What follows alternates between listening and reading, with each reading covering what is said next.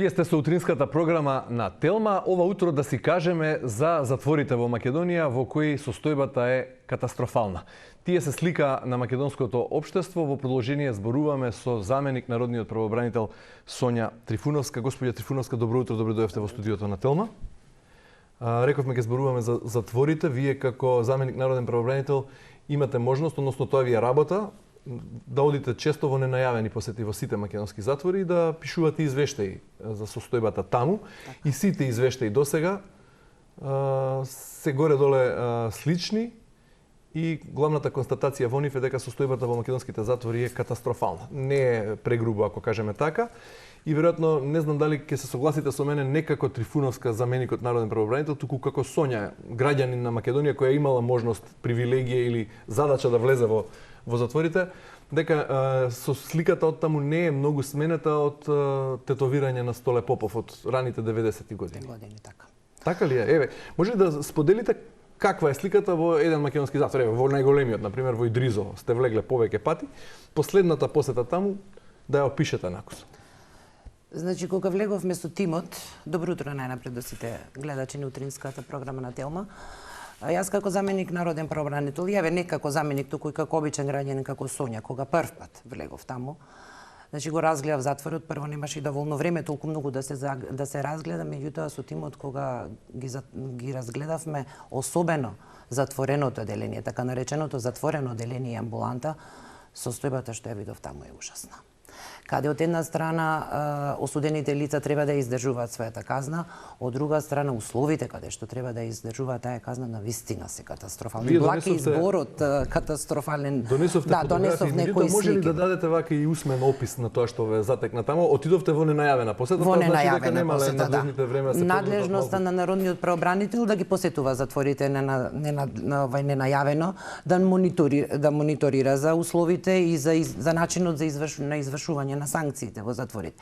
Отидовме ненајавено и тоа ни се планирани согласно програмата за работа посети на тимот што работи на областа затвори. Извинете што ќе ве прекинам. Пред да почнете со описот на сликата, ќе ги замолам колегите од режија, вие донесовте и испративте и фотографии и видеа. Би замолил додека тече разговорот, додека заменик народниот правобранител ја опишува состојбата која ја затекнала при посетата на Идризово, да пуштиме видео и фотографии од приемното оделение во нашиот најголем затвор. Продолжете, каква слика ве затекна таму? Еве, гледачите имаат можност да видат. Значи таму што е многу катастрофално, не се исполнети ниту минимум меѓународните стандарди што треба да бидат исполнети за да едно лице биде сместено во еден казнено поправен дом, поготово како што е Идризово, заради тоа што таму меѓународните стандарди предвидуваат 4 метри квадратни за секое осудено лице кој што се наоѓа во просторија со повеќе затворени лица. Тимот на народниот правобранител, националниот превентивен механизам на лице место при последната посета затекна. Јас затекнав дури по 16 лица во една просторија. Да не зборуваме за материјалните услови. Значи високо ниво на влага, мувла во голема количина. Ова е приемно оделение што оди позади? Не можам да видам, ова се тоалетите таму, да. Значи, нефункционален санитарен чвор. Да не зборуваме за дотраени кревети и душеци. Да не зборуваме за расипани чешми, за ниско ниво на хигиена. Таму условите се ужасни. Искрено, јас кога бев згрозена од целокупната ситуација, која што ја затекнав на терен. Да, генерално кажано со неколку збора, под секое достоинство, под секое човечко достоинство, мизерно и бедно не доликува на една земја која што стреми кон Европската унија. Веројатно поголема казна од самата казна што е изречена за престојот таму, за изолацијата од нормалниот живот и од општеството. Условите каде тие живеат и треба да ја ослужат својата казна. Зошто не сме цивилизирани како општество да се задржиме на казната што им е препишана на тие осудени лица, на осудениците, да им овозможиме достоинствено да ја издржат, да ја ослужат казната и ако сакаат да се ресоциализираат и да се вратат во нормалниот тек на животот, да се вратат, тоа да биде хумано, достоинствено, како што рековте, како што доликува на една земја која стреми да биде дел од таа цивилизирана Европа. Видете, Наше мислење, јас тука би го спомнала затворот Тетово, еве конкретно јас носам слики за пред и по тоа.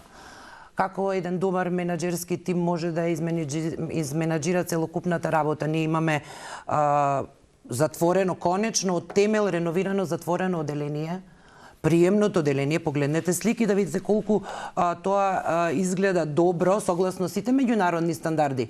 Од темел реновирана трпезарија, санитарен чвор и тоалети. Значи, таму каде што имаме добро работење на менаџерските тимови, резултатот е видлив. Така. Ние како народен правобранител секоја година укажуваме на условите, поготово и на сместувачките. Покажете слободно, да. Затворот во Тетово? Да, навистина, таму од темел реновирано скоро секоја просторија. Од приемната до трпезаријата, затвореното оделение и тоалетите. Покажете и сликите. Така.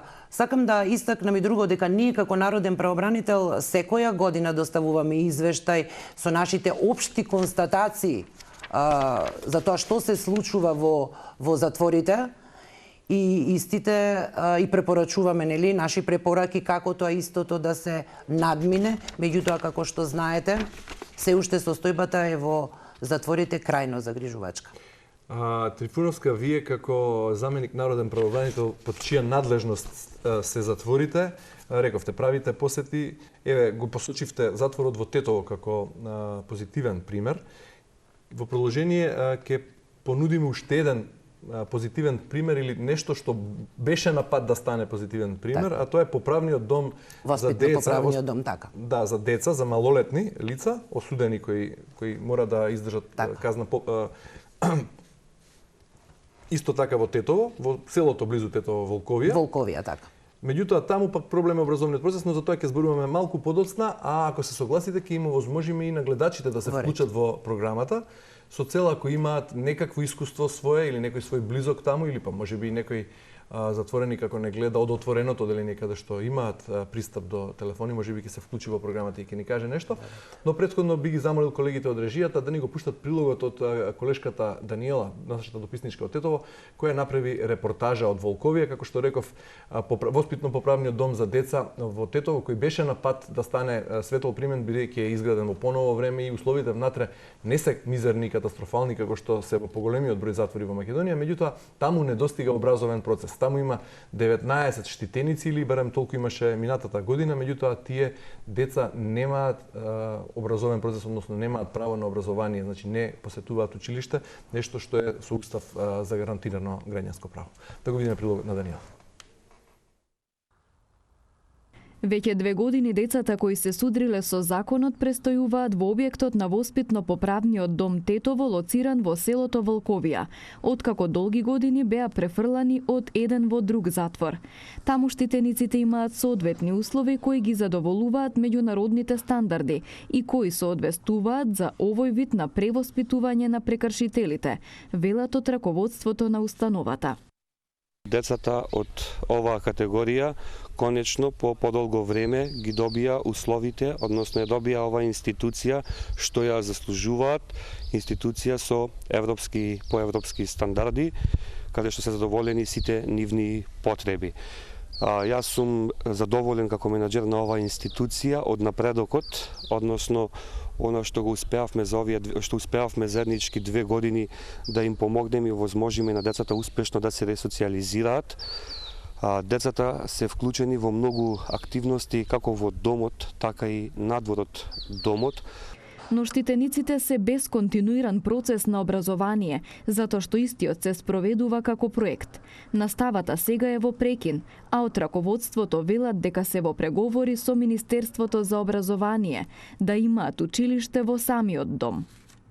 До 10.2022 оваа година, значи сега, имаше образование кое што беше организирано од страна на Министерството за образование и наука и UNDP.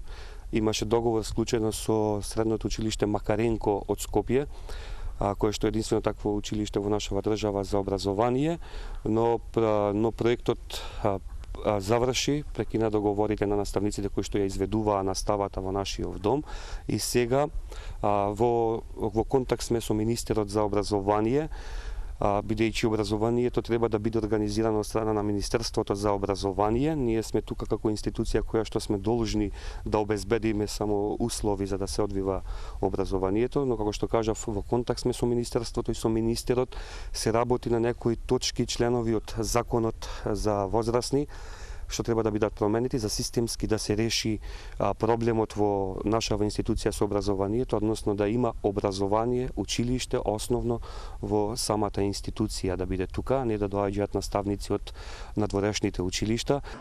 Штитениците во домот стекнуваат работни навики и учат занаети. Моментално сум на остручување, работно ангажиран и одработувам некои дела тука, ова дрвено асточе, значи прибор за аватче и го правам рачно, сам го изработувам со помош на другарите и тука сум веќе 25 месеци, како што кажав. Од самиот почеток сум остручен као водоинсталатор, ово ми е плюс, као хоби и во домот ги имаме сите услови, значи многу работи одработивме, имаме летниковци направени, клупи, маси, столови, се, значи што има во склопот на домот, што е во рамките на домот, го имаме сами направено. Од почетокот кога сум дошол, осеќам голема промена кај мене. Прво во раст и развој, дека многу сум повеќе ресоциализиран него за разлика од како кога дојдов. Првично, значи со образованието сум напредовал, исто така со остручувањето, значи стекнав работни навики, идам, вклучен сум повеќе пати во семинари као застапник за правда на децата. Воспитувачите пак велат дека условите во домот многу помагаат за ресоциализација и рехабилитација на децата. Но грижата за нив треба да продолжи и по нивното излегување, при што треба да бидат вклучени и надлежните институции. За да биде успешна ресоциализацијата, потребно е и поспеналниот прифат да биде соодветен. Центрите за социјална работа најповеќе. Судот исто може да има влијание, верувам дека затоа што ние шестомесечните извештаи што ги праќаме за секое дете, ги праќаме до судот и до центарот. И судот е информиран за текот, превоспитниот тек на секое дете во текот на тие 6 месеци и исто така и центарот. И кога 3 месеци пред отпуштањето на секое дете, ние имаме соработка со центрите, за да тие најдат начин да му помогнат на семејството. Воспитно-поправниот дом кај Тетовска Валковија представува целосно нов комплекс на објекти со површина од околу 16.000 метри квадратни, ограден со безбедносна жичена ограда, шеталишта и спортски игралишта. Има 3 објекти за сместување во отворени оделенија и оделенија за засилен надзор и работилници за работно ангажирање на штитениците. Ете, видовме сликата од Волковија, домот, воспитно-поправниот дом за деца во Тетово. Господи Трифуновска, зошто надлежните не им овозможат нормална настава на овие деца таму? Што велат? Каков е нивниот одговор кога како народен правобранител укажувате дека тие деца имаат право и нивна обврска да им го овозможат тоа? Видете, воспитно-поправниот дом и со доаѓањето на штитениците во новиот објект беше навистина гордост за тоа што новиот објект навистина прекрасен е и навистина ги исполнува условите за тие деца таму да издржат својата мерка упатување во воспитно-поправен дом, што можеше и да се види од прилогот. Со нивното доаѓање таму, со наредба на министерот, они се преселија во новиот објект од 3 ноември 2020 година и до ден денеска имаше неколку проектни активности во однос на образовниот процес, значи неформално образовен процес во соработка со Министерството за образование и наука и UNDP, каде што се одржуваат часови по македонски јазик секојдневно и по англиски јазик 2 пати неделно и како проект, и заради тој проект беа и опремени училници во приземниот дел на управната зграда на воспитно-поправниот дом и децата беа тестирани согласно нивното ниво на писменост и поделени во 2 групи од наставниците на општинските училишта кои што гравитира околу целата кои што гравитира околу воспитно-поправниот дом. И после имаше уште една проектна активност и вие знаете дека проектните активности се со времен карактер и завршуваат и завршено е. Зошто проектот е проект? Зошто не има возможност надлежните во Министерството за образование редовна настава? Тоа е прашањето. Година. Од тогаш навамо формален образовен процес нема, што е директно кршење на човековите права, односно правата на детето. Што и тоа е во многу Министерството? сериозна ситуација. Ние од Министерството за образование и наука, значи подолго време најнапред и не се кооперативни и не одговараат на нашите барања, значи да ни достават информација што се случува. Ние од надлежните имаме информација дека се изготвува програма која што и требаше да профункционира на почетокот на 2022 година, меѓутоа истата и до ден денес не е профункционирана. Ние како народен правобранител до Министерството за образование се обраќаме со препорака. Значи да се изнајде начин, да се изнајде модел, средства, да се запосли перманентно образовен кадар кој што ќе го започне формално образовниот процес и тој ќе биде континуиран таму за децата. Доколку тоа не е можно, во соработка со локалната самоуправа, сите наставници кои што немаат доволен фонд на часови, да можат да ги надополнат, да го надополнат својот фонд на часови до полн фонд на часови со држење на настава во воспитно-образовниот процес и нормално за истите да им биде платен надомест. Но до ден денеска морам да кажам дека ние немаме никаков одговор од Кој ќе сноси одговорноста за таа пропуштена, загубена година на тие деца? Еве, една година од нивните животи е пропуштена во однос на нивното образование. Јас се надевам дека некој ќе сноси одговорност. Се надевам. Добро, одиме со еден од главните проблеми во најголемиот број затвори во Македонија, а тоа е преполнетоста, односно поголемиот број на штитеници, затвореници, осудени лица, отколку што е предвидено според сите стандарди и според капацитетот на изградениот затвор, бидејќи нели законот предвидува 4 метри квадратни за секој осуденик да има простор за себе, во една келија или во една просторија каде што е сместен. Колку е преполнетоста генерално и зошто со тоа се соочуваме? Зошто не можеме да направиме доволен капацитет за сите? Значи ние континуирано при посетите забележуваме дека е зголемена бројот на осудени лица во однос на сместувачкиот капацитет, меѓутоа фрапантни беа информациите кои што ги добивме последни заклучно со октомври 2022 година, каде што во 80% од затворите во Македонија прекубројноста е навистина голема. Еве јас ќе покажам фотографии. Јас како податок можем да кажем само во казнено поправниот дом во Идризово. Сместувачкиот капацитет изнесува 1187 легла, а на лице место се наоѓаат 1283 осудени лица. Во затворот во Тетово сместувачкиот капацитет изнесува 48 легла, а на лице место се наоѓаат 81 лице. Еве овде во сред просторија има дополнителни душеци и кревети за тие што се вишок, односно читав во вашиот извештај дека луѓето таму спијат на смени. На смени, да. Или спијат не на спревети на кат, оние двоспратни, на душеци во ходници може да затекнете, да. Исто така и фрапантен е податокот дека и во затворот во Штип на лице место, значи сместувачкиот капацитет изнесува 139, а на лице место се наоѓа 239. Речиси двојно. Значи, навистина, затворите се соочуваат со еден сериозен проблем во однос на сместувачкиот капацитет. Ова е душек полн со бубачки. Бубачки, да. А во однос на материјалните услови, ние спомнавме позитивниот пример за Тетово, меѓутоа сакам да кажем дека секаде се во последниот период беа превземени одредени активности за подобрување на инфраструктурата внатре, освен во затвореното деление во казнено-поправниот дом во Идризово, меѓутоа поради недоволното одржување и несоодветното одржување и тие делови кои што се реновира, истите се во моментот нефункционални и се уништени. Упропастени. Во затвор Скопје, по препорака на народниот правобранител се затвори одредени притворски простори, но таму се уште има многу простори кои што не ги исполнуваат минимум меѓународните стандарди за ослужување на казната затвор. Сакам да го напоменам и проблемов со затворот во Куманово. Таму имаме поплаки од затворени лица поради во лето нема вода. Таму нема вода. И тоа е проблем нотиран уште од самото отварање на затворот. Меѓутоа, ние во консултации со стручните служби секогаш наидуваме на одговорот да се превземаат сите мерки за истиот да биде надминат, но до ден денеска истиот не е ни решен. И добро, како водат лична хигиена, како се тушираат тие со шишиња осуденици во текот на летото? Да, со шишиња купуваат вода, се наоѓаат таму ситуацијата. Моето прво влегување во затворот во Куманово, јас не можев да дишам. Од самата затворот е значи многу добро изграден.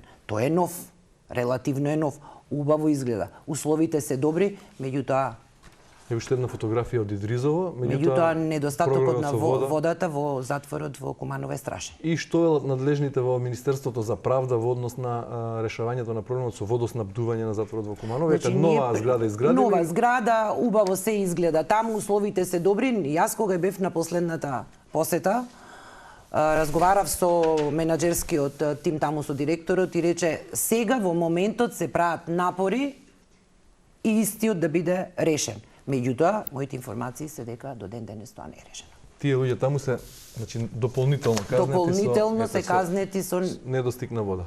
Нешто нехумано, нецивилизирано. Пристапност до водата, да. Имаме гледач на линија, ќе се обидеме да го вклучиме, да му дадеме збор и да побара одговор од заменик народниот правобранител Трифуновска. Повелете во програма сте. Да, благодарам. Јас сум Миријана Русевска, моментално во пензија, инаку пред години бев одговорна на ЧАИР и делот за образование, што се однесува во однос на затворите, конкретно за Идризово се однесуваше и Шутка, делот од образование го покриваше Основното училиште за возрастни АС Макаренко.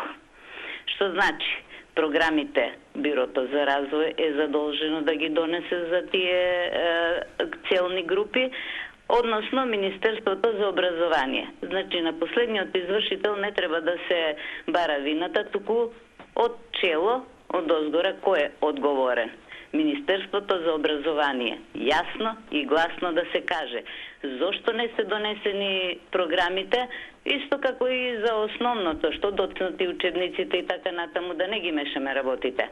Но, битно е дека Министерството не си ја исполнило својата обврска и кон овој дел на општеството и кон овие луѓе. Така е, господја Русевска, ви благодарам за констатацијата и за тоа. Точно е дека треба да се лоцира одговорноста во надлежните во Министерството за образование. Јас реков, некој ќе одговара, да. Да, ете, и народниот правобранител изразува надеж дека некој ќе сноси одговорност за тоа што децата пропуштија една година од нивниот образовен процес. Рековте голем процент на влага, нехигиена на катастрофално ниво. Мувла под зидовите, голема мувла. Во извештајот шетаат бубачки, бубашваби, тафтабити по ниско подовите. Ниво на хигиена, навистина ниско, санитарните чворови нефункционални, тоа можеше и од сликите да се види. Како е, значи таму е предизвик човек ако во добра здравствена состојба влезе како осуденик да одржи добро здравје и да излезе здрав. Така. Од таму каква е здравствената заштита што им ја нудат затворите на осудените лица? Еве, на пример, да тргнеме со еден банален проблем, ако некој од затворениците го заболи зап, на пример, му се расипе зап, и има проблем со запот, нема на некој посериозен здравствен проблем нема. Може ли да го реши таму или мора да се организира транспорт да се како? Видете, проблемот здравствената заштита на осудените лица исто така представува голем проблем. До моментот на стариот закон за извршување на санкции, значи до измените на законот за извршување на санкции, здравствените работници кои што пружаа услуги на осудените лица беа во рамките на затворскиот персонал. Беа вработени согласно законот за извршување на санкции и истите имаа статус на вработени во пенитенцијарните установи. Со измените на законот од 2019 година, каде што се направи еден исчекор, а се со цел за подобрување на здравствената заштита на осудените лица, се предвиде едно решение да здравствените работници од јавно здравствените установи на примерното здравство ќе ги даваат услугите на осудените лица. Но, при посетите на народниот правобранител ова законско решение не се имплементира во целост. Одговорете ми конкретно, ако некој затвореник има проблем со и ако нема стоматолог назначен од јавно здравствената установа, истиот ќе мора да биде однесен во здравствениот дом во градот каде што гравитира. И за да се организира една таква посета на стоматолог, колку треба време да помине? Па многу често се случува да здравствените услуги доцнат.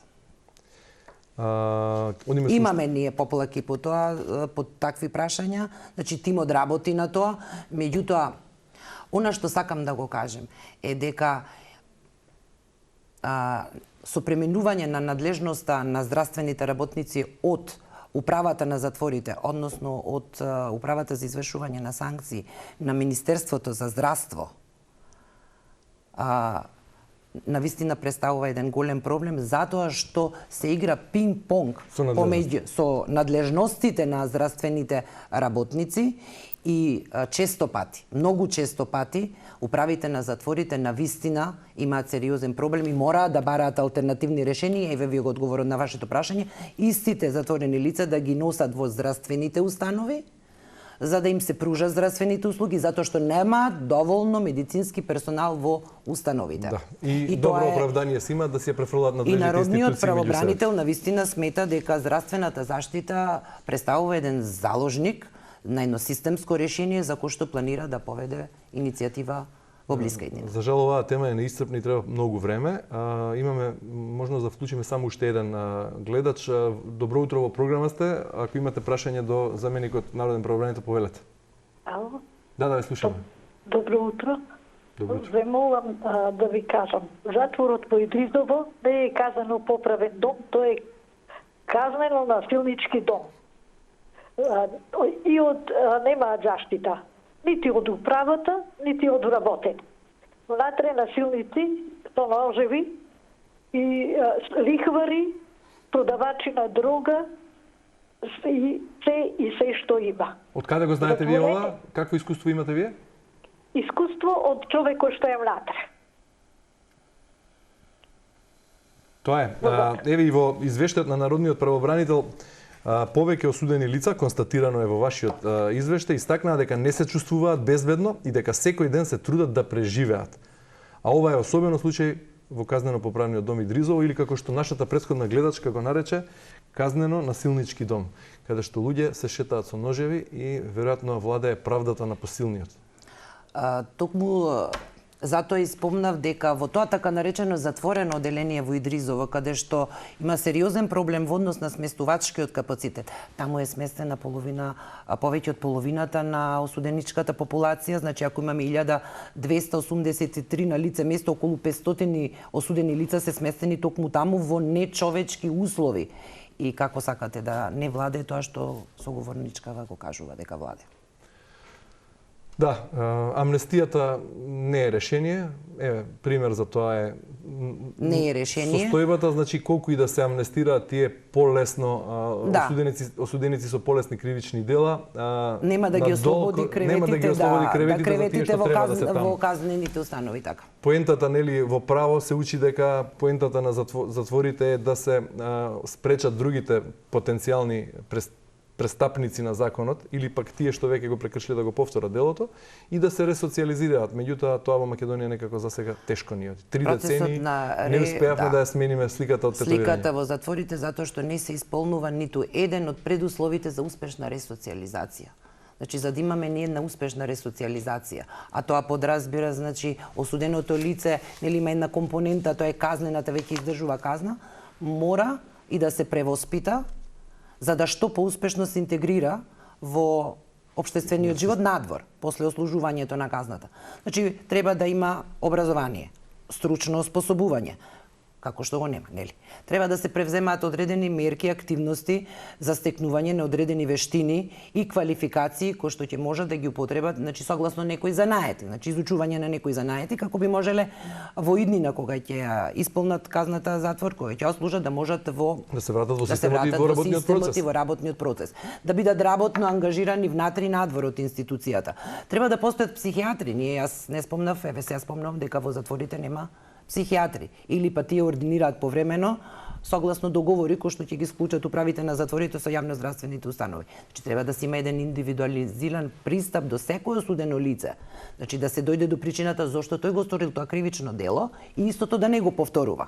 Или да му се укажат на позитивните вредности од животот што него ќе му помогнат утре заутре кој ќе излезе од затвор да може да се интегрира во општествениот живот. Сето тоа го немаме. Ако сето тоа го немаме, како мислиме дека процесот на ресоциализација ќе биде успешен? Че го немаме. И место заклучок, констатација какво ни е општеството, такви ни се затворите, не попусто вела дека затворите се нели огледало на. Да, и огледало, така е. Господине Трифуновска, ви благодарам многу за гостувањето во утринската програма на Телма.